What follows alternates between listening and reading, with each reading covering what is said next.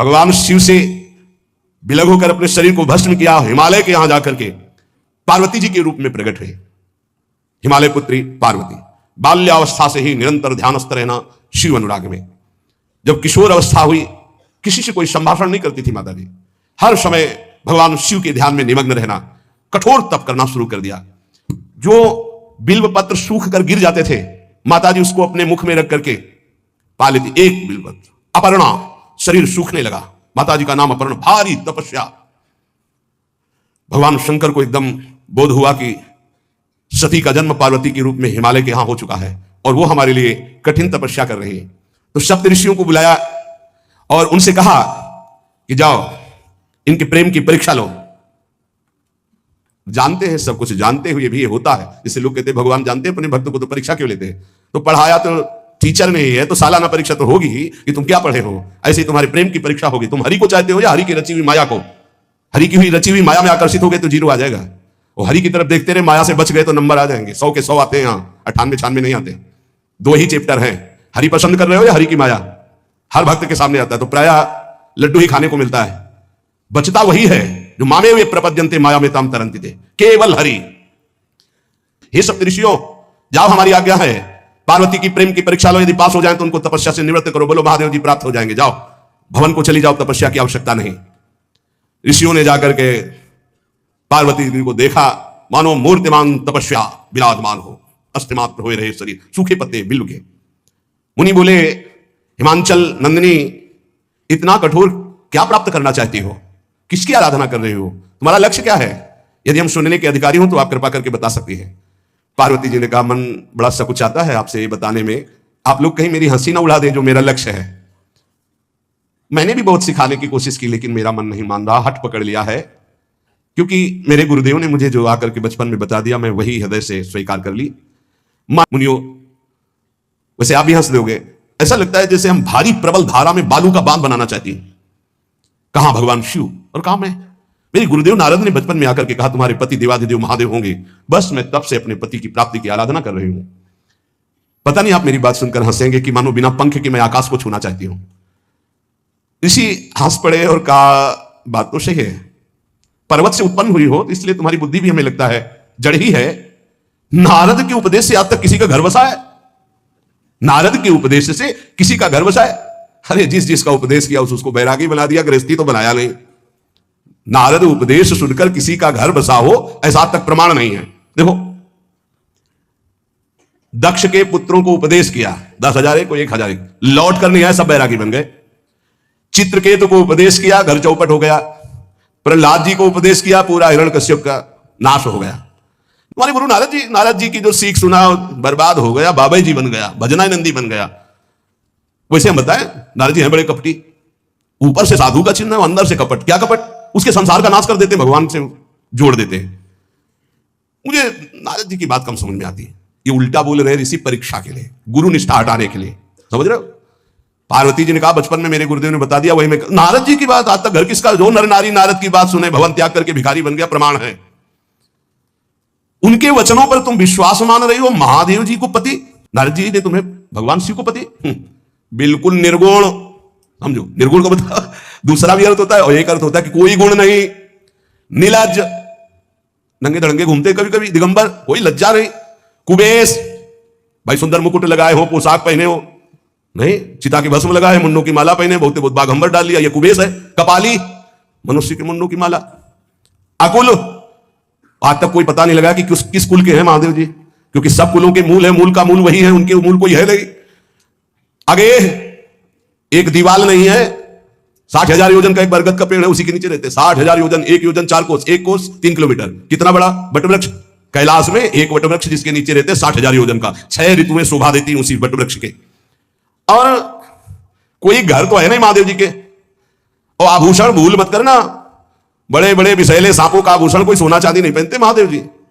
हमें लगता है ऐसा दूल्हा के लिए ऐसा तप। नारद जी ने ठग लिया तुम्हें, पागल बना दिया तुम्हें। देवाधिदेव महादेव के, सुनो, इन्हीं ने शिक्षा दी थी सती को, ऐसे बौरे पति मिले, आग में जाके शरीर भस्म करना पड़ा। इसलिए हम तुम्हें बता रहे हैं कि बहुत सुंदर दूल्हा हम देख के आए हैं। हम जान गए थे कि तुम तपस्या कर रही हो। हरि का नाम सुना है? वैकुंठ में रहते, बहुत सुंदर हरि है। यदि उनका आप वर्ण कर ले तो सुखी हो जाएंगे। वैकुंठ राजधानी, अब आभूषण उनके क्या कहना, पार्षद सही। ऐसे शिव जो चिता की राख लगाते हैं, सांपों की माला पहनते हैं, मुंडों की माला, सांप का जनेऊ बाघंबर, हमें तो पसंद नहीं आए। और हमारी बात मान लो, ऐसे के पास स्त्रियां टिक नहीं सकती, जिनके घर नहीं, आभूषण नहीं, धन नहीं, कोई भोग सामग्री नहीं, उदासीन, उनको किसी से मतलब नहीं। तो सुनो, हमारा विचार स्वीकार कर लो। बहुत सुंदर त्रिभुवनपति, बड़े सुशील गुणवान, जिनका यश वेद गाते गाते अघाते नहीं है, कोई दोष नहीं, सद्गुणों के समुद्र, लक्ष्मीपति, वैकुंठाधिपति। तुम्हें कुछ नहीं करना, हां बोलो, वो आएंगे, गरुड़ पे बैठाल के ले जाएंगे, तपस्या करने की जरूरत नहीं। पार्वती जी बहुत हंसी, सुनती भी हंसी, कहा वचन भगवान। अच्छा अच्छा अच्छा, आपने ठीक कहा कि पर्वत से हमारा प्रादुर्भाव हुआ है, इसलिए आपको यह भी पता होगा कि पर्वत बहुत हठीला होता है, जहां डटा है वहीं डटा रह सकता है। सुनो, पर्वत से सोना भी उत्पन्न होता है, जो आग में जलाने पर भी अपना तेज बढ़ाता है, घटाता नहीं। तुम मेरे गुरुदेव के प्रति ऐसा बोले कि वो जिसको उपदेश करते हुए उसका घर उजड़ जाता है, तो बसो भवन उजरो नहीं डरो, पर नारद बचन न मैं परिहरऊं। अपने गुरुदेव के एक भी शब्द को मैं नहीं काट सकती, चाहे मेरा जीवन रहे या ना रहे। बसन हमारा भवन, हमारा श्रृंगार, हमारा सर्वस्व, ये मिले या ना मिले, पर हमारे महादेव जी मुझे मिले। तुम आभूषणों की, वसन भूषण की बात कर रहे हो, ग्रह की बात कर रहे हो, पद की बात कर रहे हो। एक बात तुम्हें बता दूं सप्तऋषियों, जिसे अपने गुरुदेव के वचनों पर विश्वास नहीं, गुरुदेव का भरोसा नहीं, उसे कभी कोई सुख और सिद्धि कदा प्राप्त ही नहीं हो सकती। महादेव गुण भवन विष्णु सकल गुण धाम, जय कर मनुरम जाहि संते ही सन काम। आपने बताया कि महादेव में कोई गुण नहीं है और विष्णु समस्त सद्गुणों के धाम है। मैं मानती हूं, लेकिन मेरा मन महादेव जी से रम गया है। अब तो केवल महादेव जी, पहले मिलते हो सलाह करते तो तुम्हारी बात सुनती, अब तो गुरुदेव नारद जी ने जो उपदेश किया वही मैं करूंगी। ये इष्ट निष्ठा होनी चाहिए। अब तो हमारा जन्म आराध्य देव के लिए, अब कौन गुण दोष का चिंतन करे। करोड़ जन्म लूंगी, अगर इस जन्म में महादेव जी ने मिले तो करोड़ जन्म लूंगी, हर जन्म तब करूंगी, पर हमारे प्रीतम होंगे महादेव, पति होंगे महादेव। 1000 बार आकर के, सैकड़ों बार आकर महादेव जी भी कहें कि अपने गुरुदेव के वचन छोड़ दो, तो मैं अपने गुरुदेव के वचनों का त्याग करने वाली नहीं। आप जा सकते हैं, बहुत जगत में कुंवारी कन्याएं और कुंवारे वर हैं, उनका ब्याह करा दीजिए। मेरी तो केवल एक ही बात रहेगी, हर जन्म महादेव जी के लिए। समस्त सप्तऋषियों ने साष्टांग दंडवत की और कहा, जगदंबा आप नित्य शिव की अर्धांगिनी, भगवान शिव ने ही मुझे भेजा था आपकी परीक्षा के लिए। जाओ, भगवान शिव सब जान रहे हैं, ब्याह पक्का, अब आपको तप करने की जरूरत नहीं है। तुम प्रणाम करके सप्तऋषि गए, हिमांचल से कहा सादर अपनी कन्या को लिवा लाओ और ब्याह की तैयारियां शुरू करो। महादेव जी ब्याह के लिए पहले से ही राजी है और समस्त देवता ब्रह्मा जी आदि उनके पास जा रहे हैं प्रार्थना करने के लिए। इधर जब पार्वती जी को लेकर हिमालय अपने घर पे आते हैं, तब भगवान विष्णु, समस्त देवता, ब्रह्मा जी कैलाश पहुंचे, जहां भगवान शिव विराजमान थे। सबने स्तवन किया और कहा, प्रभु बहुत दिन से एक लालसा है। भगवान विष्णु, ब्रह्मा जी, समस्त देवताओं ने कहा, प्रभु हम सबके मन में एक उत्साह है, आप दूल्हा हो, हम सब बराती हो, आपका विवाह देखना चाहते हैं। प्रभु ये उत्सव देख ले तो हमारा जीवन सार्थक हो गया, आप हां बोलो। कामदेव के मद को चूर करने वाले आपको दूल्हा रूप में देखना चाहते हैं हम सब। स्वामी का स्वभाव होता है सेवक को सुख देना। पार्वती जी ने अपार तप किया है आपके लिए, आप उनको अंगीकार कीजिए। भगवान विष्णु, ब्रह्मा जी की प्रार्थना सुन करके भगवान शिव जी ने कहा, तथास्तु, ठीक है, ब्याह पक्का। देवताओं ने नगाड़े बजाए, फूलों की वर्षा होने लगी, देवाधिदेव महादेव की जय के नारे कैलाश में गूंजने लगे। सप्तऋषि भगवान शिव के पास आए, कहा, प्रभु बड़ी अनन्य है पार्वती जी आपकी, अखंड प्रेम है। हमने बड़ा छल करके उपदेश किया, लेकिन उन्होंने कहा कि मैं नारद जी का उपदेश नहीं त्याग सकती, करोड़ों जन्म लूंगी और हर जन्म महादेव जी के लिए। भगवान शिव जी की आंतरिक वृत्ति जो पार्वती जी की प्रीति की है, उसे कोई नहीं जानता। बहुत विरह में रहे, ऐसा न समझे कि देवाधिदेव महादेव जी परम उदासीन है, नहीं। सती जी के वियोग में बड़ी विचित्र दशा महादेव जी की हुई थी।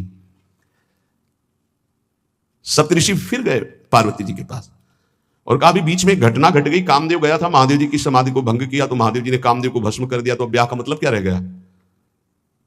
भवानी ने कहा, तो तुम क्या अभी तक भगवान शिव को कामयुक्त देखते थे क्या? क्या तुम समझते हो तुम्हारे जान काम अब जा रहा? अरे अब लग संबुर है सभी कारा, तुम्हारी नजर में अभी तक भगवान भिखारी थे और अब काम को भस्म किया है।